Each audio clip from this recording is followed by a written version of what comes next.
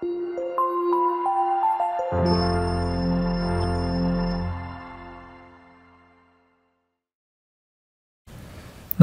ಸ್ನೇಹಿತರೆ, ಅಮೋಘ ವರ್ಷ ಕೋಚಿಂಗ್ ಸೆಂಟರ್ ಯೂಟ್ಯೂಬ್ ಚಾನಲ್ಗೆ ನಿಮಗೆಲ್ಲ ಸ್ವಾಗತ. ಇವತ್ತಿನ ದಿನಾಂಕ 14 ಅಕ್ಟೋಬರ್ 2022. ಈ ದಿನದ ಪ್ರಮುಖವಾದಂತಹ ಕರೆಂಟ್ ಅಫೇರ್ಸ್ ಟಾಪಿಕ್ಗಳನ್ನು ಡಿಸ್ಕಸ್ ಮಾಡೋಣ. ಡಿಸ್ಕಷನ್ ಸ್ಟಾರ್ಟ್ ಮಾಡೋದಕ್ಕಿಂತ ಮುಂಚೆ ಕಳೆದ ಸೆಷನ್ನಲ್ಲಿ ಕೇಳಲಾದಂತಹ ಪ್ರಶ್ನೆ: ಕರ್ನಾಟಕದ ಪುಣ್ಯಕೋಟಿ ದತ್ತು ಯೋಜನೆ ಬ್ರ್ಯಾಂಡ್ ಅಂಬಾಸಡರ್ ಆಗಿ ಯಾರು ನೇಮಕಗೊಂಡಿದ್ದಾರೆ ಅಂತ ಪ್ರಶ್ನೆ ಇದ್ದು, ಆಪ್ಷನ್ಗಳಲ್ಲಿ ಕಿಚ್ಚ ಸುದೀಪ್, ಆಪ್ಷನ್ 2 ಪ್ರಜ್ವಲ್ ದೇವರಾಜ್, ಆಪ್ಷನ್ 3 ಯಶ್ ಅಥವಾ ಆಪ್ಷನ್ 4 ರಕ್ಷಿತ್ ಶೆಟ್ಟಿ ಅಂತ ಇದೆ. ಸರಿಯಾದ ಉತ್ತರ ಈ ಪುಣ್ಯಕೋಟಿ ದತ್ತು ಯೋಜನೆಯ ಬ್ರ್ಯಾಂಡ್ ಅಂಬಾಸಡರ್ ಆಗಿ ಆಪ್ಷನ್ 1 ಕಿಚ್ಚ ಸುದೀಪ್ ಅವರನ್ನ ಆಯ್ಕೆ ಮಾಡಲಾಗಿದೆ. ಸೊ ಈ ಒಂದು ಯೋಜನೆಯ ಬಗ್ಗೆ ಸ್ವಲ್ಪ ಮಾಹಿತಿಯನ್ನ ತಿಳಿದುಕೊಳ್ಳೋಣ. ಪಶುಸಂಗೋಪನೆ ಸಚಿವರಾದಂತಹ ಪ್ರಭು ಬಿ ಚವ್ಹಾಣ್ ಅವರು ರೀಸೆಂಟ್ ಆಗಿ ಈ ಪುಣ್ಯಕೋಟಿ ದತ್ತು ಯೋಜನೆ ಅನ್ನುವ ಒಂದು ಸ್ಕೀಮ್ ಅನ್ನ ಲಾಂಚ್ ಮಾಡಿದ್ದಾರೆ. ಮುಖ್ಯವಾಗಿ ಈ ಗೋಶಾಲೆಗಳಲ್ಲಿರುವಂತಹ ದೇಶಿ ತಳಿಗಳ ಜಾನುವಾರುಗಳನ್ನು ಸಾಕಲು ಸಾರ್ವಜನಿಕರಿಂದ ದತ್ತು ಪಡೆದುಕೊಂಡು ಈ ಒಂದು ಪ್ರಾಣಿಗಳನ್ನು ಸಾಕುವಂತೆ ಪ್ರೋತ್ಸಾಹಿಸುವ ನಿಟ್ಟಿನಲ್ಲಿ ಈ ಪುಣ್ಯಕೋಟಿ ದತ್ತು ಯೋಜನೆಯನ್ನು ಪ್ರಾರಂಭ ಮಾಡಲಾಗಿದೆ. ಸೊ ರೀಸೆಂಟ್ ಆಗಿ ಕಿಚ್ಚ ಸುದೀಪ್ ಅವರನ್ನ, ನಟರಾದಂತಹ ಕಿಚ್ಚ ಸುದೀಪ್ ಅವರನ್ನ ಈ ಪುಣ್ಯಕೋಟಿ ದತ್ತು ಯೋಜನೆಗೆ ಬ್ರ್ಯಾಂಡ್ ಅಂಬಾಸಡರ್ ಆಗಿ ನೇಮಕ ಮಾಡಿದ್ದಾರೆ. ಸೊ ಈ ಒಂದು ಅಂಬಾಸಡರ್ ಆಗಲು ಕಿಚ್ಚ ಸುದೀಪ್ ಅವರು ಯಾವುದೇ ರೀತಿಯಾದಂತಹ ಸಂಭಾವನೆಯನ್ನ ತೆಗೆದುಕೊಂಡಿಲ್ಲ. ಕಮೆಂಟ್ ಬಾಕ್ಸ್ನಲ್ಲಿ ಕಮೆಂಟ್ ಮಾಡಿದಂತಹ ಸರಿಯಾದ ಉತ್ತರವನ್ನು ಕೊಟ್ಟಂತಹ ಎಲ್ಲ ಸ್ಟೂಡೆಂಟ್ಸ್ಗಳಿಗೆ ಕಂಗ್ರಾಚ್ಯುಲೇಷನ್ಸ್. ಇದೇ ರೀತಿ ಡಿಸ್ಕಷನ್ನಲ್ಲಿ ಭಾಗವಹಿಸ್ತಾ ಇರಿ. ಇನ್ನು ಇವತ್ತಿನ ಪ್ರಶ್ನೆಯನ್ನ ನೋಡೋಣ. ಭಾರತೀಯ ಸಂವಿಧಾನದ ಯಾವ ಪರಿಚ್ಛೇದದಲ್ಲಿ, ಅಂದರೆ ಯಾವ ಆರ್ಟಿಕಲ್ನಲ್ಲಿ ರಾಷ್ಟ್ರೀಯ ಪರಿಶಿಷ್ಟ ಜಾತಿ ಆಯೋಗ ಅಥವಾ ಶೆಡ್ಯೂಲ್ಡ್ ಕಾಸ್ಟ್ ಕಮಿಷನ್ ಅಂತ ಕರೆಯಲಾಗುತ್ತೆ? ಸೊ ಇದನ್ನ ಯಾವ ಒಂದು ಪರಿಚ್ಛೇದದಲ್ಲಿ ಅಥವಾ ಆರ್ಟಿಕಲ್ನಲ್ಲಿ ಮೆನ್ಷನ್ ಮಾಡಲಾಗಿದೆ ಅಂತ ಪ್ರಶ್ನೆ ಇದೆ. ಆಪ್ಷನ್ಗಳಲ್ಲಿ article 231, option 2 article 331, option 3 article 338 ಅಥವಾ ಆಪ್ಷನ್ 4 ಆರ್ಟಿಕಲ್ 339 ಅಂತ ಇದೆ. ಈ national commission for scheduled caste ಈ ಒಂದು ಸಂಸ್ಥೆಯನ್ನ ಸಂವಿಧಾನದ ಯಾವ ಆರ್ಟಿಕಲ್ನಲ್ಲಿ ಮೆನ್ಷನ್ ಮಾಡಲಾಗಿದೆ ಅಂತ ಕಮೆಂಟ್ ಬಾಕ್ಸ್ನಲ್ಲಿ ಕಮೆಂಟ್ ಮಾಡಿ. ಮುಂದಿನ ಸೆಷನ್ನಲ್ಲಿ ಕರೆಕ್ಟ್ ಆನ್ಸರನ್ನು ತಿಳಿದುಕೊಳ್ಳೋಣ. ಅಮೋಘ ವರ್ಷ ಕೋಚಿಂಗ್ ಸೆಂಟರ್ನಲ್ಲಿ ಹೊಸ KAS, PSI, ಗ್ರೂಪ್ ಸಿ ಮತ್ತು PC ಗಳ ಪ್ರತ್ಯೇಕ ಬ್ಯಾಚ್ಗಳು ಪ್ರಾರಂಭವಾಗ್ತಾ ಇವೆ. ಈ ಹೊಸ ಬ್ಯಾಚ್ಗಳಿಗೆ ಜಾಯಿನ್ ಆಗುವಂತಹ ಇಂಟ್ರೆಸ್ಟ್ ಇರುವಂತಹ ಆಸ್ಪಿರೆಂಟ್ಸ್ಗಳು ವಿಜಯನಗರದಲ್ಲಿರುವಂತಹ ಬ್ರಾಂಚ್ಗೆ ಭೇಟಿ ನೀಡುವುದರ ಮೂಲಕ ಅಡ್ಮಿಷನ್ ಮಾಡ್ಕೋಬಹುದು. ನಿಮ್ಮ ಯಾವುದೇ ಕ್ವೇರೀಸ್ಗಳಿದ್ರೆ ಈ ಕೆಳಗೆ ತಿಳಿಸಲಾದಂತಹ ಕಾಂಟ್ಯಾಕ್ಟ್ ನಂಬರನ್ನು ಸಂಪರ್ಕಿಸುವುದರ ಮೂಲಕ ಕ್ವೇರೀಸ್ಗಳನ್ನು ಕ್ಲಿಯರ್ ಮಾಡ್ಕೋಬಹುದಾಗಿದೆ. ನಮ್ಮ ಯೂಟ್ಯೂಬ್ ಚಾನಲ್ಗೆ ಹೊಸದಾಗಿ ಭೇಟಿ ನೀಡ್ತಾ ಇದ್ರೆ ಸಬ್ಸ್ಕ್ರೈಬ್ ಮಾಡಿ, ಬೆಲ್ ಐಕಾನನ್ನು ಕ್ಲಿಕ್ ಮಾಡಿ. ಇದರಿಂದ ನಾವು ಅಪ್ಲೋಡ್ ಮಾಡುವಂತಹ ಎಲ್ಲ ವಿಡಿಯೋಗಳ ನೋಟಿಫಿಕೇಶನ್ಗಳನ್ನು ನೀವು ಇನ್ಸ್ಟಂಟ್ ಆಗಿ ಪಡ್ಕೋಬಹುದಾಗಿದೆ.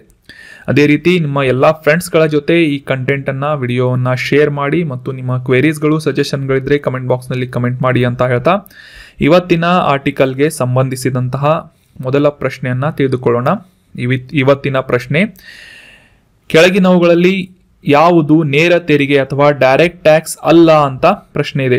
ಆಪ್ಷನ್ಗಳಲ್ಲಿ ಆಸ್ತಿ ತೆರಿಗೆ, ಆಪ್ಷನ್ 2 ಕಾರ್ಪೊರೇಟ್ ತೆರಿಗೆ, ಆಪ್ಷನ್ 3 ಆದಾಯ ತೆರಿಗೆ, ಆಪ್ಷನ್ 4 ಮಾರಾಟ ತೆರಿಗೆ ಅಂತ ಇದೆ.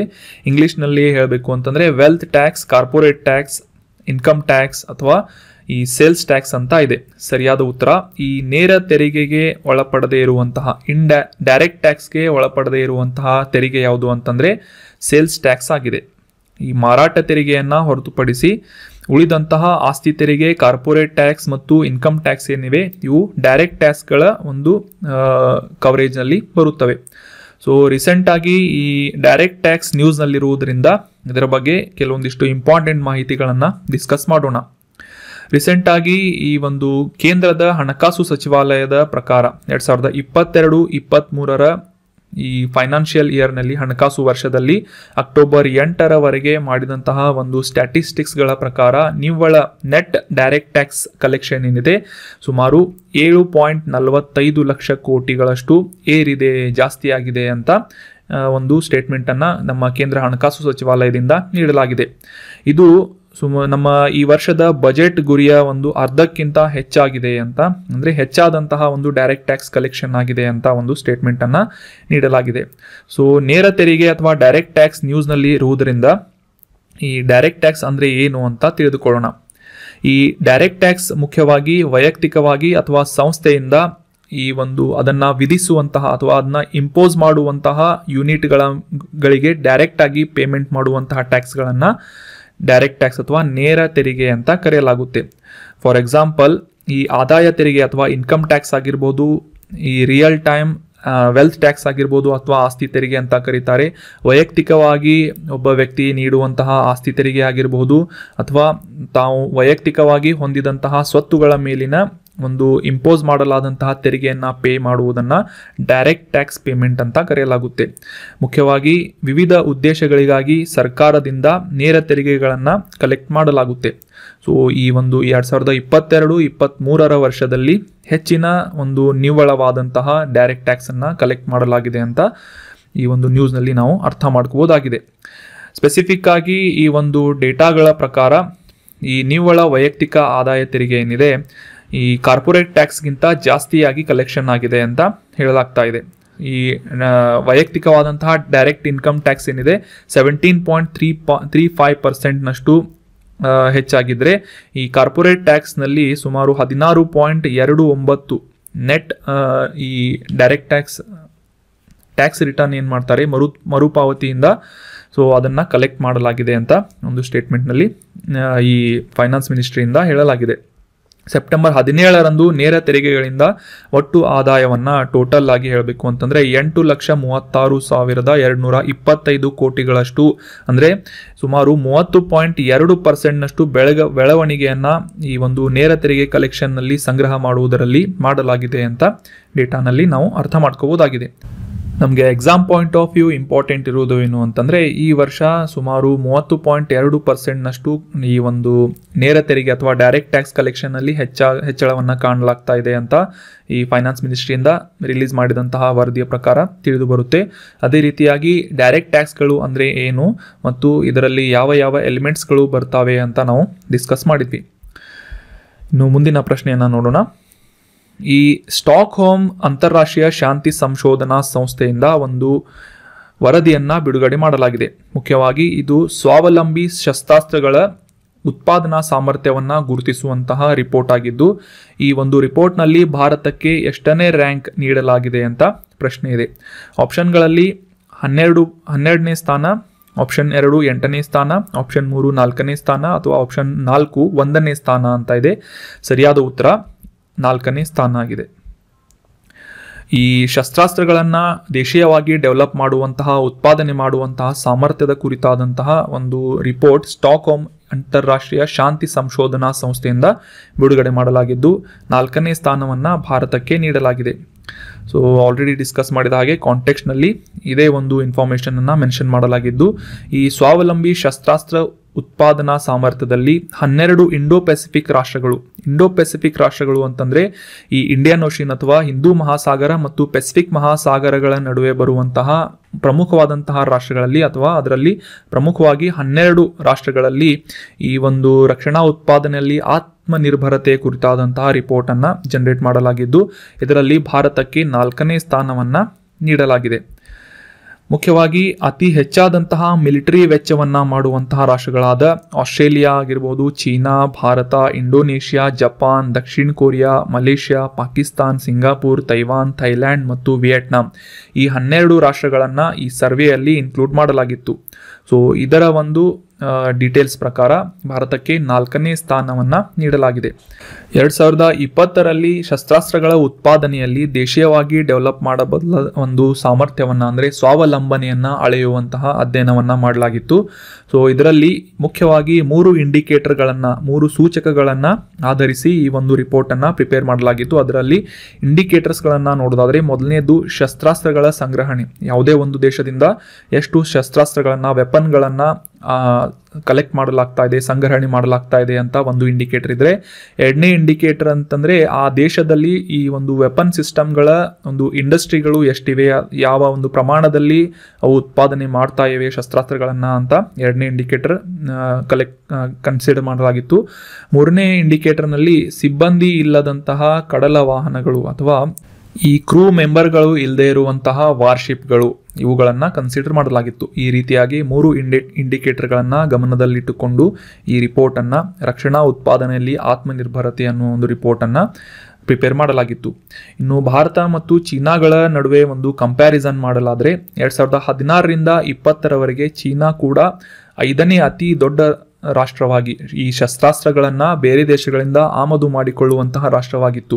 ಆದರೆ ಈ ಒಂದು ಸ್ವಾವಲಂಬನೆಯ ನೀತಿ ಅಥವಾ ಈ ಸೆಲ್ಫ್ ಡಿಪೆಂಡೆನ್ಸಿ ಪಾಲಿಸಿಗಳ ಮುಖಾಂತರ ಮತ್ತು ಹೆಚ್ಚಿನ ಆರ್ಥಿಕತೆಯ ಬೆಳವಣಿಗೆಯ ಕಾರಣಕ್ಕಾಗಿ ಚೀನಾದಲ್ಲಿ ಶಸ್ತ್ರಾಸ್ತ್ರ ಉದ್ಯಮ ಸಾಕಷ್ಟು ಡೆವಲಪ್ಮೆಂಟ್ ಕಂಡು. ಅದೇ ರೀತಿಯಾಗಿ ಪೀಪಲ್ಸ್ ಲಿಬರೇಷನ್ ಆರ್ಮಿಯ ಅಗತ್ಯತೆಗಳನ್ನು ಪೂರೈಸುವಲ್ಲಿ ಈ ದೇಶೀಯವಾಗಿ ಡೆವಲಪ್ ಮಾಡಲಾದಂತಹ ರಕ್ಷಣಾ ಉತ್ಪಾದನೆಯಲ್ಲಿ ಈ ಚೀನಾ ದೇಶ ಏನಿದೆ ಸ್ವಾವಲಂಬನೆಯನ್ನು ಸಾಕಷ್ಟು ರೀತಿಯಾಗಿ ಅಚೀವ್ ಮಾಡಿದೆ.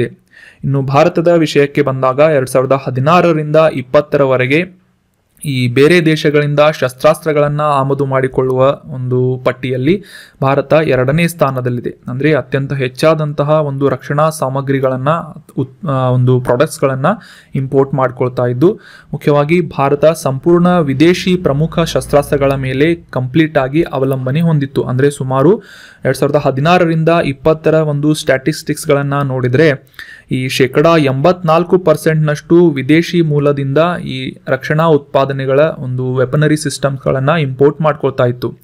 ಇನ್ನು ಉಳಿದಂತಹ 16% ದೇಶೀಯವಾಗಿ ಡೆವಲಪ್ ಮಾಡಲಾದಂತಹ ಶಸ್ತ್ರಾಸ್ತ್ರ ಕಂಪನಿಗಳಿಂದ ಈ ಒಂದು ರಕ್ಷಣಾ ಉತ್ಪನ್ನಗಳ ಅಥವಾ ಈ ಒಂದು ವೆಪನ್ ಸಿಸ್ಟಮ್ಗಳ ಒಂದು ಕಲೆಕ್ಷನನ್ನು ಮಾಡ್ತಾ ಇತ್ತು. ಸೊ ಈ ಶಸ್ತ್ರಾಸ್ತ್ರಗಳನ್ನು ಡೆವಲಪ್ ಮಾಡುವಂತಹ ದೇಶೀಯ ಕಂಪನಿಗಳನ್ನು ನೋಡೋದಾದರೆ ಮುಖ್ಯವಾಗಿ Hindustan aeronautics limited, Indian ordnance factory, Bharat electronics, Mazagon docks ಮತ್ತು ಕೊಚ್ಚಿನ್ ಶಿಪ್ಯಾರ್ಡ್ ಪ್ರಮುಖವಾದಂತಹ ಭಾರತೀಯ ಶಸ್ತ್ರಾಸ್ತ್ರ ಸೇವೆಗಳನ್ನು ಈ ಸರ್ವಿಸ್ಗಳನ್ನು ಒದಗಿಸುವಂತಹ ಈ ದೇಶೀಯವಾಗಿ ಡೆವಲಪ್ ಮಾಡಲಾದಂತಹ ಒಂದು ಕಂಪನಿಗಳಾಗಿವೆ.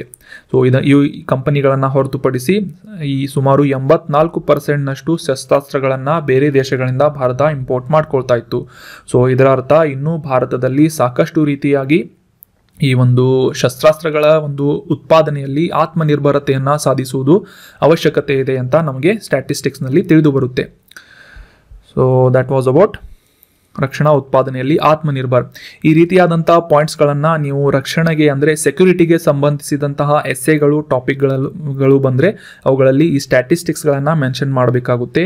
ಈಗ ಡಿಸ್ಕಸ್ ಮಾಡಲಾದಂತಹ ಸ್ಟಾಕ್ ಹೋಮ್ ಇಂಟರ್ನ್ಯಾಷನಲ್ನ ವರದಿಯನ್ನು ಕೂಡ ಇದರಲ್ಲಿ ಮೆನ್ಷನ್ ಮಾಡ್ಬೋದು. ಅದೇ ರೀತಿಯಾಗಿ ನಮ್ಮ ಭಾರತದಲ್ಲಿ ಯಾವ ಕಂಪನಿಗಳು ಶಸ್ತ್ರಾಸ್ತ್ರಗಳನ್ನು ಡೆವಲಪ್ ಮಾಡುತ್ತವೆ ಅಂತ ನಾವು ಈ ಆರ್ಟಿಕಲ್ನಲ್ಲಿ ಡಿಸ್ಕಸ್ ಮಾಡಿದ ಹಾಗೆ ಅವುಗಳನ್ನು ಕೂಡ ನೀವು ಕೋಟ್ ಮಾಡಬಹುದಾಗಿದೆ. ಸೊ ಇದರಿಂದ ನಿಮ್ಮ ಸ್ಪೆಸಿಫಿಕ್ ನಾಲೆಜ್ ಇಂಪ್ರೂವ್ ಆಗುವುದು ಅಷ್ಟೇ ಅಲ್ಲದೆ ನಿಮ್ಮ ಎಕ್ಸಾಮ್ನಲ್ಲಿ ಹೆಚ್ಚಿನ ಅಂಕಗಳನ್ನು ಕೂಡ ನೀವು ಪಡೆಯಬಹುದಾಗಿದೆ. ಮುಂದಿನ ಪ್ರಶ್ನೆಯನ್ನು ನೋಡೋಣ. ರಾಷ್ಟ್ರೀಯ ಅಪ್ರೆಂಟಿಸ್ ಪ್ರಚಾರ ಯೋಜನೆಯನ್ನು ಯಾವಾಗ ಪ್ರಾರಂಭ ಮಾಡಲಾಯಿತು ಅಂತ ಪ್ರಶ್ನೆ ಇದೆ. ಅಪ್ರೆಂಟಿಸ್ ಅಂತಂದರೆ ಈ ಗ್ರ್ಯಾಜುಯೇಟ್ಗಳಿಗೆ ಅಂತಂದರೆ ಈ ಒಂದು ಕೆಲವೊಂದು ಕ್ವಾಲಿಫಿಕೇಷನನ್ನು ಪಡೆದಂತಹ ಗ್ರ್ಯಾಜುಯೇಟ್ಗಳಿಗೆ ಪ್ರಾಕ್ಟಿಕಲ್ ನಾಲೆಜನ್ನು ಈ ಇಂಡಸ್ಟ್ರಿಗಳಲ್ಲಿ ನೀಡಲಾಗುತ್ತೆ. ಇದನ್ನು ಅಪ್ರೆಂಟಿಸ್ ಅಂತ ಕರೆಯಲಾಗುತ್ತೆ. ಸೊ ರಾಷ್ಟ್ರೀಯ ಅಪ್ರೆಂಟಿಸ್ ಪ್ರಮೋಷನ್ ಸ್ಕೀಮನ್ನು ಯಾವಾಗ ಪ್ರಾರಂಭ ಮಾಡಲಾಯಿತು ಅಂತ ಪ್ರಶ್ನೆ ಇದ್ದು, ಆಪ್ಷನ್ಗಳಲ್ಲಿ 2015, 2016, 2018 ಅಥವಾ 2022 ಅಂತ ಇದೆ. ಸರಿಯಾದ ಉತ್ತರ 2016ರಲ್ಲಿ ಈ ನ್ಯಾಷನಲ್ ಅಪ್ರೆಂಟಿಸ್ ಪ್ರಮೋಷನ್ ಸ್ಕೀಮ್ ಅಥವಾ ರಾಷ್ಟ್ರೀಯ ಅಪ್ರೆಂಟಿಸ್ ಪ್ರಚಾರ ಯೋಜನೆಯನ್ನು ಪ್ರಾರಂಭ ಮಾಡಲಾಯಿತು. ಸೊ ಮುಖ್ಯವಾಗಿ ಈ ಅಪ್ರೆಂಟಿಸ್ ನ್ಯೂಸ್ನಲ್ಲಿರುವುದಕ್ಕೆ ಕಾರಣ ಏನು ಅಂತಂದರೆ, ಅಕ್ಟೋಬರ್ 10ರಂದು ಈ ಪ್ರಧಾನಮಂತ್ರಿ ನ್ಯಾಷನಲ್ ಅಪ್ರೆಂಟಿಸ್ಶಿಪ್ ಮೇಳವನ್ನು ಆಯೋಜನೆ ಮಾಡಲಾಗಿತ್ತು ಕೇಂದ್ರ ಸರ್ಕಾರದಿಂದ. ಸೊ ಹೀಗಾಗಿ ಅಪ್ರೆಂಟಿಸ್ಶಿಪ್ ಏನಿದೆ ಇದು ನ್ಯೂಸ್ನಲ್ಲಿ ಇತ್ತು. ಮುಖ್ಯವಾಗಿ ಯುವಕರಲ್ಲಿ ವೃತ್ತಿಯ ಅವಕಾಶಗಳನ್ನು ಅಥವಾ ಕರಿಯರ್ಗೆ ಸಂಬಂಧಿಸಿದಂತಹ ಅಪರ್ಚುನಿಟೀಸ್ಗಳನ್ನು, ಪ್ರಾಯೋಗಿಕ ತರಬೇತಿಗಳನ್ನು ಹೆಚ್ಚಿಸುವ ನಿಟ್ಟಿನಲ್ಲಿ ಸ್ಕಿಲ್ ಇಂಡಿಯಾ ಮಿಷನ್, ನಮಗೆಲ್ಲ ಗೊತ್ತಿರುವಂತಹ ಕೌಶಲ್ಯಾಭಿವೃದ್ಧಿ ಮತ್ತು ಉದ್ಯಮಶೀಲತೆ ಅಥವಾ ಸ್ಕಿಲ್ ಡೆವಲಪ್ಮೆಂಟ್ ಮತ್ತು ಎಂಟರ್ಪ್ರೆನರ್ಶಿಪ್ಗಳನ್ನು ಇಂಪ್ರೂವ್ ಮಾಡಲು ಈ ಕೌಶಲ್ಯಾಭಿವೃದ್ಧಿ ಮತ್ತು ಉದ್ಯಮಶೀಲತೆ ಸಚಿವಾಲಯದಿಂದ ಅಥವಾ ಸ್ಕಿಲ್ ಡೆವಲಪ್ಮೆಂಟ್ ಆ್ಯಂಡ್ ಎಂಟರ್ಪ್ರೆನರ್ಶಿಪ್ ಮಿನಿಸ್ಟ್ರಿಯಿಂದ ಈ ಸ್ಕಿಲ್ ಇಂಡಿಯಾ ಮಿಷನನ್ನು ಜಾರಿಗೊಳಿಸಲಾಗಿತ್ತು. ಇದರ ಅಡಿಯಲ್ಲಿ PM ನ್ಯಾಷನಲ್ ಅಪ್ರೆಂಟಿಸ್ ಮೇಳವನ್ನು ಅಕ್ಟೋಬರ್ 10ರಂದು ಆಯೋಜನೆ ಮಾಡಲಾಗಿತ್ತು. ಸೊ ಮುಖ್ಯವಾಗಿ ಈ ಒಂದು ಮೇಳವನ್ನು ಪ್ರತಿ ತಿಂಗಳು ಆಯೋಜನೆ ಮಾಡಲಾಗ್ತಾ ಇದ್ದು ಆಯ್ದ ವ್ಯಕ್ತಿಗಳು ಹೊಸ ಕೌಶಲ್ಯಗಳನ್ನು ಪಡೆಯುವಲ್ಲಿ ಮತ್ತು ಸರ್ಕಾರದ ಮಾನದಂಡಗಳಿಗೆ ಅನುಗುಣವಾಗಿ ಮಾಸಿಕ ಸ್ಟೈಪೆಂಡ್ಗಳನ್ನು ಅಂದರೆ ಪೇಮೆಂಟ್ಗಳನ್ನು ಕೂಡ ಈ ಅಪ್ರೆಂಟಿಸ್ಗಳಿಗೆ ನೀಡಲಾಗುತ್ತೆ. ಈ ಅರ್ಜಿಯನ್ನು ಸಲ್ಲಿಸಲು ಅರ್ಹರಾಗಿರುವಂತಹ ವಿದ್ಯಾರ್ಥಿಗಳನ್ನು ನೋಡೋದಾದರೆ 5ರಿಂದ 12 ತರಗತಿಯ ಪಾಸ್ ಆದಂತಹ ಪ್ರಮಾಣ ಪತ್ರವನ್ನು ಆ ವಿದ್ಯಾರ್ಥಿ ಹೊಂದಿರಬೇಕು. ಅಷ್ಟೇ ಅಲ್ಲದೆ ಕೌಶಲ್ಯ ತರಬೇತಿ ಪ್ರಮಾಣ ಪತ್ರ, ITI ಮತ್ತು ಡಿಪ್ಲೊಮಾ ಅಥವಾ ಪದವಿಯನ್ನು ಹೊಂದಿದಂತಹ ವಿದ್ಯಾರ್ಥಿಗಳು ಈ PM ನ್ಯಾಷನಲ್ ಅಪ್ರೆಂಟಿಸ್ಶಿಪ್ ಮೇಳದಲ್ಲಿ ಭಾಗವಹಿಸಿ ತರಬೇತಿಯನ್ನು ಪಡೆದುಕೊಂಡು ಉದ್ಯೋಗವನ್ನು ಅರಸಿ ಹೋಗಬಹುದಾಗಿದೆ. ಮುಖ್ಯವಾಗಿ ಅಭ್ಯರ್ಥಿಗಳು ಈ National council for vocational education and Training ಅಥವಾ NCVET ಅಂತ ಕರೆಯಲಾಗುತ್ತೆ, NCVET ಅಂತ, National council for vocational education and training ಅಂತ ಇದರ ಫುಲ್ ಫಾರ್ಮ್ ಆಗಿದೆ. ಇದನ್ನು ಕೂಡ ನೋಟ್ ಮಾಡಿ ಇಟ್ಕೊಳ್ಳಿ, ಎಕ್ಸಾಮ್ನಲ್ಲಿ ಬಂದರೂ ಬರ್ಬೋದು. ಕೌಶಲ್ಯಾಭಿವೃದ್ಧಿಗೆ ಸಂಬಂಧಿಸಿದಂತಹ ಈ NCVET ವೆರಿ ಇಂಪಾರ್ಟೆಂಟ್. ಸೊ ಈ ಒಂದು ಪ್ರಮಾಣೀಕರಿಸಿದಂತಹ ಸರ್ಟಿಫಿಕೇಟ್ಗಳನ್ನು ಈ ಒಂದು ಸಂಸ್ಥೆಯಿಂದ ನೀಡಲಾಗ್ತಾ ಇದ್ದು ತರಬೇತಿಯ ನಂತರ ಉದ್ಯೋಗವನ್ನು ಈ ವಿದ್ಯಾರ್ಥಿಗಳು ಹೊಂದುವುದಕ್ಕೆ ಸಾಕಷ್ಟು ರೀತಿಯಾದಂತಹ ಸಪೋರ್ಟ್ಗಳನ್ನು NCVET ಸಂಸ್ಥೆಯಿಂದ ನೀಡಲಾಗುತ್ತೆ. ಅದೇ ರೀತಿಯಾಗಿ 2016ರಲ್ಲಿ ರಾಷ್ಟ್ರೀಯ ಅಪ್ರೆಂಟಿಸ್ಶಿಪ್ ಪ್ರಚಾರ ಯೋಜನೆ ಅಥವಾ ನ್ಯಾಷನಲ್ ಅಪ್ರೆಂಟಿಸ್ಶಿಪ್ ಪ್ರಮೋಷನ್ ಸ್ಕೀಮನ್ನು ಜಾರಿಗೊಳಿಸಲಾಗಿತ್ತು. ಮುಖ್ಯವಾಗಿ ಈ ಸ್ಟೈಪೆಂಡನ್ನು ನೀಡುವಂತಹ ಸಪೋರ್ಟನ್ನು ಕೂಡ ವಿದ್ಯಾರ್ಥಿಗಳಿಗೆ ನೀಡಲಾಗ್ತಾ ಇದ್ದು ಅಪ್ರೆಂಟಿಸ್ಶಿಪ್ ತರಬೇತಿಯನ್ನು ಉತ್ತೇಜಿಸುವ ಗುರಿಯನ್ನು ಈ ಒಂದು NAPS ಸ್ಕೀಮ್ ಹೊಂದಿದೆ. ಅಪ್ರೆಂಟಿಸ್ಶಿಪ್ ಅನ್ನುವ ಒಂದು ಎಕೋಸಿಸ್ಟಮನ್ನು ವ್ಯವಸ್ಥೆಯನ್ನು ಸಾಮರ್ಥ್ಯವನ್ನು ಅಭಿವೃದ್ಧಿಪಡಿಸಲು ಮತ್ತು ತ್ವರಿತ ಬೆಳವಣಿಗೆಯನ್ನು ಬೆಂಬಲಿಸುವ ನಿಟ್ಟಿನಲ್ಲಿ ಈ ಒಂದು NAPS ಅನ್ನು 2016ರಲ್ಲಿ ಜಾರಿಗೊಳಿಸಲಾಗಿತ್ತು. ಮುಂದಿನ ಪ್ರಶ್ನೆಯನ್ನು ನೋಡೋಣ. ಯಾವ ದಿನವನ್ನು ಟೆರಿಟೋರಿಯಲ್ ಆರ್ಮಿ ರೈಸಿಂಗ್ ಡೇ ಅಂತ ಆಚರಿಸಲಾಗುತ್ತೆ ಅಂತ ಪ್ರಶ್ನೆ ಇದ್ದು ಆಪ್ಷನ್ಗಳಲ್ಲಿ September 10, option 2 October 9, option 3 September 11 ಅಥವಾ ಆಪ್ಷನ್ 4 ನವೆಂಬರ್ 12 ಅಂತ ಇದೆ.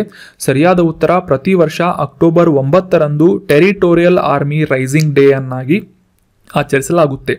ಸೊ ಈ ಒಂದು ಟೆರಿಟೋರಿಯಲ್ ಆರ್ಮಿ ಬಗ್ಗೆ ಕೆಲವೊಂದಿಷ್ಟು ಇಂಪಾರ್ಟೆಂಟ್ ಮಾಹಿತಿಗಳನ್ನು ತಿಳಿದುಕೊಳ್ಳೋಣ. ಅದಕ್ಕಿಂತ ಮುಂಚೆ ಕಾಂಟೆಕ್ಸ್ಟನ್ನು ಅರ್ಥ ಮಾಡ್ಕೊಳ್ಳೋದಾದರೆ ಈ ಟೆರಿಟೋರಿಯಲ್ ಆರ್ಮಿಯ 73ನೇ ರೈಸಿಂಗ್ ದಿನಾಚರಣೆಯನ್ನು ಅಕ್ಟೋಬರ್ 9ರಂದು ದೇಶದಾದ್ಯಂತ ಆಚರಿಸಲಾಯಿತು. ಮುಖ್ಯವಾಗಿ 1949ರಲ್ಲಿ ಗವರ್ನರ್ ಜನರಲ್ ಆದಂತಹ C.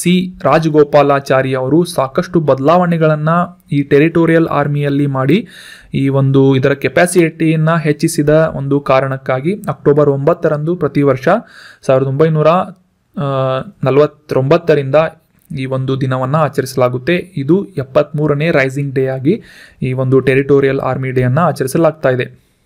ಇದರ ಒಂದು ಈ ಟೆರಿಟೋರಿಯಲ್ ಆರ್ಮಿಯ ಒಂದು ಹಿನ್ನೆಲೆಯನ್ನು ನೋಡೋದಾದರೆ 1920ರಲ್ಲಿ ಬ್ರಿಟಿಷ್ ಸಾಮ್ರಾಜ್ಯದ ಸಂದರ್ಭದಲ್ಲಿ ಇಂಡಿಯನ್ ಟೆರಿಟೋರಿಯಲ್ ಆಕ್ಟ್ ಮೂಲಕ ಈ 2 ರೀತಿಯಾದಂತಹ ವಿಭಾಗಗಳನ್ನು ಈ ಟೆರಿಟೋರಿಯಲ್ ಆರ್ಮಿಯಲ್ಲಿ ಮಾಡಲಾಗಿತ್ತು. ಮೊದಲನೇದು ಯುರೋಪಿಯನ್ನರು ಮತ್ತು ಆಂಗ್ಲೋ ಇಂಡಿಯನ್ನೊಂದಿಗೆ ಈ ದಿ ಆಕ್ಸಿಲರಿ ಫೋರ್ಸ್ ಅಂತ ಡೆವಲಪ್ ಮಾಡಲಾಗಿತ್ತು. ಇನ್ನೊಂದು ವಿಭಾಗ ಯಾವುದು ಅಂತಂದರೆ ಭಾರತೀಯ ಸ್ವಯಂ ಸೇವಕರನ್ನು ಒಳಗೊಂಡಂತಹ ದಿ ಇಂಡಿಯನ್ ಟೆರಿಟೋರಿಯಲ್ ಫೋರ್ಸ್ ಅಂತ ಈ 2 ವಿಭಾಗಗಳನ್ನು 1920ರ ಇಂಡಿಯನ್ ಟೆರಿಟೋರಿಯಲ್ ಆಕ್ಟ್ ಮೂಲಕ ಜಾರಿಗೊಳಿಸಲಾಗಿತ್ತು ಬ್ರಿಟಿಷರಿಂದ. ಅದಾದ ನಂತರ ಸ್ವತಂತ್ರ ಸಿಕ್ಕ ನಂತರ 1948ರಲ್ಲಿ ಪ್ರಾದೇಶಿಕ ಸೇನಾ ಕಾಯ್ದೆ ಅಥವಾ ಟೆರಿಟೋರಿಯಲ್ ಆರ್ಮಿ ಆಕ್ಟ್ ಅನ್ನು ಜಾರಿಗೊಳಿಸಲಾಗಿತ್ತು ಸ್ವತಂತ್ರ ಭಾರತದ ನಂತರ. ಅದಾದ ನಂತರ 9 ಅಕ್ಟೋಬರ್ 1949ರಲ್ಲಿ ಅಧಿಕೃತವಾಗಿ ಆಗ ಒಂದು ಭಾರತೀಯ ಗವರ್ನರ್ ಜನರಲ್ ಆದಂತಹ ಶ್ರೀ C. ರಾಜಗೋಪಾಲಾಚಾರಿ ಅವರು ಈ ಪ್ರಾದೇಶಿಕ ಸೇನೆಯನ್ನು ಅಥವಾ ಟೆರಿಟೋರಿಯಲ್ ಆರ್ಮಿಯನ್ನು ಔಪಚಾರಿಕವಾಗಿ ಉದ್ಘಾಟನೆ ಮಾಡಿದರು. ಸೊ ಅಂದಿನಿಂದ ಅಂದರೆ 73ನೇ ವರ್ಷ ಈ ಒಂದು ಟೆರಿಟೋರಿಯಲ್ ಆರ್ಮಿ ತನ್ನ ರೈಸಿಂಗ್ ಡೇ ಅನ್ನು ಆಚರಿಸಿಕೊಳ್ತಾ ಇದೆ. ನೆನಪಿಟ್ಕೊಳ್ಬೇಕಾಗಿದ್ದು ಇಂಪಾರ್ಟೆಂಟ್ ಏನು ಅಂತಂದರೆ ಇದರ ಸ್ಥಾಪನೆ ಯಾವಾಗಾಗಿತ್ತು ಅಂದರೆ 1949ರಲ್ಲಿ. ಇದರ ಸ್ಥಾಪಕರು ಯಾರು ಅಂತಂದರೆ ಭಾರತೀಯ ಗವರ್ನರ್ ಜನರಲ್ ಆದಂತಹ ಮೊದಲ ಗವರ್ನರ್ ಜನರಲ್ ಆದಂತಹ ಡಾಕ್ಟರ್ ಶ್ರೀ C. ರಾಜಗೋಪಾಲಾಚಾರಿ ಅವರು. ಇನ್ನು ಈ ಟೆರಿಟೋರಿಯಲ್ ಆರ್ಮಿ ಅಥವಾ TA ನ ಮುಖ್ಯ ಗುರಿ ಏನು ಅಂತಂದರೆ ಭಾರತದ ಈ ಒಂದು TA ನ ಮುಖ್ಯ ಧ್ಯೇಯವಾಕ್ಯ ಯಾವುದು ಅಂತಂದರೆ ಸಾವಧಾನಿ ವ ಶೂರ್ತಾ, ಜಾಗರೂಕತೆ ಮತ್ತು ಶೌರ್ಯ ಅನ್ನುವ ಒಂದು ಧ್ಯೇಯವಾಕ್ಯವನ್ನು ಇಟ್ಕೊಂಡು ಈ ಟೆರಿಟೋರಿಯಲ್ ಆರ್ಮಿ ಏನಿದೆ ಭಾರತವನ್ನು ಸೇವ್ ಮಾಡ್ತಾ ಇದೆ ಅಥವಾ ಸರ್ವ್ ಮಾಡ್ತಾ ಇದೆ ಅಂತ ನಾವು ತಿಳ್ಕೊಬೋದಾಗಿದೆ. ಮುಂದಿನ ಪ್ರಶ್ನೆ, 36ನೇ ರಾಷ್ಟ್ರೀಯ ಕ್ರೀಡಾಕೂಟವನ್ನು ಯೋಗಾಸನದಲ್ಲಿ ಚಿನ್ನದ ಪದಕ ಗೆದ್ದವರು ಯಾರು ಅಂತ ಪ್ರಶ್ನೆ ಇದೆ. ರೀಸೆಂಟ್ ಆಗಿ ಗುಜರಾತ್ನಲ್ಲಿ 36ನೇ ರಾಷ್ಟ್ರೀಯ ಕ್ರೀಡಾಕೂಟ ಆಯೋಜನೆ ಆಯಿತು. ಇದೇ ಒಂದು ಸಂದರ್ಭದಲ್ಲಿ ಯೋಗಾಸನವನ್ನ ಪ್ರಥಮ ಬಾರಿಗೆ ಇನ್ಕ್ಲೂಡ್ ಮಾಡಲಾಗಿತ್ತು. ಸೊ ಈ ಒಂದು ಕ್ರೀಡೆಯಲ್ಲಿ ಯೋಗಾಸನವನ್ನ ಇನ್ಕ್ಲೂಡ್ ಮಾಡಲಾಗಿದ್ದರಿಂದ ಈ ಒಂದು ಯೋಗಾಸನ ಕ್ರೀಡೆಯಲ್ಲಿ ಅಥವಾ ಈ ಒಂದು ಇವೆಂಟ್ನಲ್ಲಿ ಚಿನ್ನದ ಪದಕವನ್ನ ಗೆದ್ದಂತಹ ವ್ಯಕ್ತಿ ಯಾರು ಅಥವಾ ಕ್ರೀಡಾಳು ಯಾರು ಅಂತ ಪ್ರಶ್ನೆ ಇದ್ದು, ಆಪ್ಷನ್ಗಳಲ್ಲಿ ಪೂಜಾ ಪಟೇಲ್, ಆಪ್ಷನ್ 2 ಹಿಮಾ ದಾಸ್, ಆಪ್ಷನ್ 3 ಮೀನಾ ಪಾಟೀಲ್, ಆಪ್ಷನ್ 3 ಜ್ಯೋತಿ ಶರ್ಮಾ ಅಂತ ಇದೆ. ಸರಿಯಾದ ಉತ್ತರ ಆಪ್ಷನ್ 1 ಪೂಜಾ ಪಟೇಲ್ ಅವರು ಯೋಗಾಸನದಲ್ಲಿ 36ನೇ ರಾಷ್ಟ್ರೀಯ ಕ್ರೀಡಾಕೂಟದಲ್ಲಿ ಚಿನ್ನದ ಪದಕವನ್ನ ಪಡೆದಿದ್ದಾರೆ. ಸೊ ಕಾಂಟೆಕ್ಸ್ಟ್ ಅನ್ನ ಆಲ್ರೆಡಿ ಡಿಸ್ಕಸ್ ಮಾಡಿದ ಹಾಗೆ ಗುಜರಾತ್ನಲ್ಲಿ ಈ 36ನೇ ರಾಷ್ಟ್ರೀಯ ಕ್ರೀಡಾಕೂಟ ಅಥವಾ ನ್ಯಾಷನಲ್ ಗೇಮ್ಸ್ ನಡೆದಿತ್ತು. ಸೊ ಇದರಲ್ಲಿ ಮೊದಲ ಒಂದು ಯೋಗಾಸನದಲ್ಲಿ ಚಿನ್ನದ ಪದಕವನ್ನ ಗೆದ್ದಂತಹ ಅಥ್ಲೀಟ್ ಆಗಿ ಈ ಪೂಜಾ ಪಟೇಲ್ ಅವರು ಗುರುತಿಸಿಕೊಂಡಿದ್ದಾರೆ. ಇದೇ ಮೊದಲ ಬಾರಿಗೆ ಈ ಒಂದು ಯೋಗಾಸನವನ್ನ ಈ ರಾಷ್ಟ್ರೀಯ ಕ್ರೀಡಾಕೂಟದಲ್ಲಿ ಇನ್ಕ್ಲೂಡ್ ಮಾಡಲಾಗಿದ್ದು, ಒಟ್ಟು 5 ಕ್ರೀಡೆಗಳಲ್ಲಿ ಯೋಗಾಸನವು ಕೂಡ ಒಂದಾಗಿತ್ತು. ಇದಕ್ಕಿಂತ ಮುಂಚೆ ಖೇಲೋ ಇಂಡಿಯಾ ಯೂನಿವರ್ಸಿಟಿ ಗೇಮ್ಸ್ನಲ್ಲಿ ಈ ಯೋಗಾಸನವನ್ನ ಭಾರತೀಯ ಸ್ಥಳೀಯ ಕ್ರೀಡೆಯು ಅಂದರೆ ಯೋಗಾಸನವು ಪಾದಾರ್ಪಣೆ ಮಾಡಿತ್ತು. ಅದಾದ ನಂತರ ಕಂಟಿನ್ಯೂಸ್ ಆಗಿ ಇದನ್ನ ಇನ್ಕ್ಲೂಡ್ ಮಾಡಲಾಗುವುದು ಅಂತ ನಿರ್ಧಾರ ಮಾಡಲಾಗಿದೆ. ನೆನಪಿಟ್ಕೊಳ್ಬೇಕಾಗಿದ್ದು ಇಂಪಾರ್ಟೆಂಟ್ ಏನು ಅಂತಂದ್ರೆ 36ನೇ ರಾಷ್ಟ್ರೀಯ ಕ್ರೀಡಾಕೂಟ ಗುಜರಾತ್ನಲ್ಲಿ ನಡೆದಿತ್ತು. ಇದರಲ್ಲಿ ಯೋಗಾಸನದಲ್ಲಿ ಚಿನ್ನದ ಪದಕವನ್ನ ಗೆದ್ದಂತಹ ಕ್ರೀಡಾಳು ಅಥವಾ ಅಥ್ಲೀಟ್ ಯಾರು ಅಂತಂದ್ರೆ ಪೂಜಾ ಪಟೇಲ್ ಆಗಿದ್ದಾರೆ. ಮುಂದಿನ ಪ್ರಶ್ನೆಯನ್ನ ನೋಡೋಣ. 2023ರಲ್ಲಿ ಯಾವ ನಗರವು 37ನೇ ರಾಷ್ಟ್ರೀಯ ಕ್ರೀಡಾಕೂಟವನ್ನ ಆಯೋಜನೆ ಮಾಡಲಿದೆ ಅಂತ ಪ್ರಶ್ನೆ ಇದೆ. ಆಪ್ಷನ್ಗಳಲ್ಲಿ Maharashtra, option 2 Haryana, option 3 Goa, option 4 Tamil Nadu ಅಂತ ಇದೆ. ಸರಿಯಾದ ಉತ್ತರ ಗೋವಾದಲ್ಲಿ 37ನೇ ರಾಷ್ಟ್ರೀಯ ಕ್ರೀಡಾಕೂಟ ನ್ಯಾಷನಲ್ ಗೇಮ್ಸ್ ಅನ್ನ ಆಯೋಜನೆ ಮಾಡುವುದಾಗಿ 2023ರಲ್ಲಿ ಆಯೋಜನೆ ಮಾಡುವುದಾಗಿ ನಿರ್ಧಾರ ಮಾಡಲಾಗಿದೆ. ಸೊ 36ನೇ ಕ್ರೀಡಾಕೂಟ ಈ ರಾಷ್ಟ್ರೀಯ ಕ್ರೀಡಾಕೂಟ ಏನಿದೆ ಗುಜರಾತ್ನಲ್ಲಿ ನಡೆದಿತ್ತು, ನಮಗೆಲ್ಲ ಆಲ್ರೆಡಿ ಡಿಸ್ಕಸ್ ಮಾಡಿದ್ವಿ. ಸೊ ಅದೇ ರೀತಿಯಾಗಿ ಭಾರತೀಯ ಒಲಿಂಪಿಕ್ ಸಂಸ್ಥೆಯಿಂದ ಕನ್ಫರ್ಮ್ ಮಾಡಿದ ಹಾಗೆ ಗೋವಾದಲ್ಲಿ ರಾಷ್ಟ್ರೀಯ ಕ್ರೀಡಾಕೂಟ 37ನೇ ಆವೃತ್ತಿಯನ್ನ 2023ರಲ್ಲಿ ಆಯೋಜನೆ ಮಾಡಲಾಗುವುದಾ ಅಂತ ನಿರ್ಧಾರ ಮಾಡಲಾಗಿದೆ. 12ನೇ ಅಕ್ಟೋಬರ್ 2022ರಲ್ಲಿ ಗುಜರಾತ್ನಲ್ಲಿ ಈ ಒಂದು ನಿರ್ಧಾರವನ್ನು ಕೈಗೊಳ್ಳಲಾಗಿದ್ದು, 36ನೇ ರಾಷ್ಟ್ರೀಯ ಕ್ರೀಡಾಕೂಟದ ಸಮಾರೋಪ ಸಂದರ್ಭದಲ್ಲಿ ಇಂಡಿಯನ್ ಒಲಿಂಪಿಕ್ ಅಸೋಸಿಯೇಷನ್ ನಿಂದ ಈ ಧ್ವಜವನ್ನ ಗೋವಾದಿಂದ ಸ್ವೀಕರಿಸಲಾಗಿದೆ. ಅಂದರೆ ಮುಂದಿನ ವರ್ಷ 2023ರಲ್ಲಿ 37ನೇ ರಾಷ್ಟ್ರೀಯ ಕ್ರೀಡಾಕೂಟವನ್ನ ಗೋವಾದಲ್ಲಿ ಆಯೋಜನೆ ಮಾಡಲಾಗುವುದು. So that was about all the articles of today's discussion. ಈಗ ಮತ್ತೊಮ್ಮೆ ಆರ್ಟಿಕಲ್ಗಳನ್ನು ರಿವೈಸ್ ಮಾಡಿಬಿಡೋಣ. ಮೊದಲನೇ ಆರ್ಟಿಕಲ್ನಲ್ಲಿ ಡೈರೆಕ್ಟ್ ಟ್ಯಾಕ್ಸ್ ಬಗ್ಗೆ ನಾವು ಡೀಟೇಲ್ ಆದಂತಹ ಇನ್ಫಾರ್ಮೇಷನ್ ಪಡೆದುಕೊಂಡ್ವಿ. ನೆಟ್ ಡೈರೆಕ್ಟ್ ಟ್ಯಾಕ್ಸ್ ಕಲೆಕ್ಷನ್ ಎಷ್ಟು ಅಂತಂದರೆ ಸುಮಾರು 8,36,725 ಕೋಟಿಗಳಷ್ಟು ಈ ನೇರ ತೆರಿಗೆಯನ್ನು ಸಂಗ್ರಹ ಮಾಡಲಾಗಿದೆ ಅಂತ ನಮ್ಮ ಕೇಂದ್ರ ಹಣಕಾಸು ಸಚಿವಾಲಯದಿಂದ ಮೆನ್ಷನ್ ಮಾಡಲಾಗಿದೆ. ಅದೇ ರೀತಿಯಾಗಿ ಡೈರೆಕ್ಟ್ ಟ್ಯಾಕ್ಸ್ ಅಂದರೆ ಏನು, ಇದರಲ್ಲಿ ಯಾವ ಎಲಿಮೆಂಟ್ಗಳು ಬರ್ತಾವೆ ಅಂತ ನಾವು ಡೀಟೇಲ್ ಆಗಿ ಡಿಸ್ಕಸ್ ಮಾಡಿದ್ವಿ. ಇನ್ನು ಮುಂದಿನ ಆರ್ಟಿಕಲ್ನಲ್ಲಿ ಈ ಸ್ಟಾಕ್ ಹೋಮ್ ಇಂಟರ್ನ್ಯಾಷನಲ್ನಿಂದ ಒಂದು ರಿಪೋರ್ಟನ್ನು ಜಾರಿಗೊಳಿಸಲಾಗಿದ್ದು, ರಕ್ಷಣಾ ಉತ್ಪಾದನೆಯಲ್ಲಿ ಯಾವ ರಾಷ್ಟ್ರಗಳು, ಮುಖ್ಯವಾಗಿ 12 ಇಂಡೋ ಪೆಸಿಫಿಕ್ ರಾಷ್ಟ್ರಗಳು ಎಷ್ಟು ಇಂಡಿಪೆಂಡೆನ್ಸಿಯನ್ನು ಹೊಂದಿದೆ ಅಂತ ರಿಪೋರ್ಟನ್ನು ಜಾರಿಗೊಳಿಸಲಾಗಿತ್ತು. ಇದರಲ್ಲಿ ಭಾರತಕ್ಕೆ 4ನೇ ಸ್ಥಾನ ದೊರಕಿದೆ ಅಂತ ನಾವು ಡಿಸ್ಕಸ್ ಮಾಡಿದ್ವಿ. ಅದಾದ ನಂತರ ಈ ಅಪ್ರೆಂಟಿಸ್ಶಿಪ್ ಮೇಳವನ್ನು ಪ್ರತಿ ವರ್ಷ ಆಚರಿಸುವಂತೆ ಅಕ್ಟೋಬರ್ 10ರಂದು ಆಚರಿಸಲಾಯಿತು ಅಂತ ಡಿಸ್ಕಸ್ ಮಾಡಿದ್ವಿ. ಅದೇ ರೀತಿಯಾಗಿ ಈ NCVET ಅನ್ನುವ ಒಂದು ಸಂಸ್ಥೆಯ ಬಗ್ಗೆ ಕೂಡ ಡಿಸ್ಕಸ್ ಮಾಡಿದ್ವಿ, national council for vocational education and training ಅಂತ. ಅದೇ ರೀತಿಯಾಗಿ 2016ರಲ್ಲಿ ನ್ಯಾಷನಲ್ ಅಪ್ರೆಂಟಿಸ್ಶಿಪ್ ಪ್ರಮೋಷನ್ ಸ್ಕೀಮ್ ಬಗ್ಗೆ ನಾವು ಡಿಸ್ಕಸ್ ಮಾಡಿದ್ವಿ.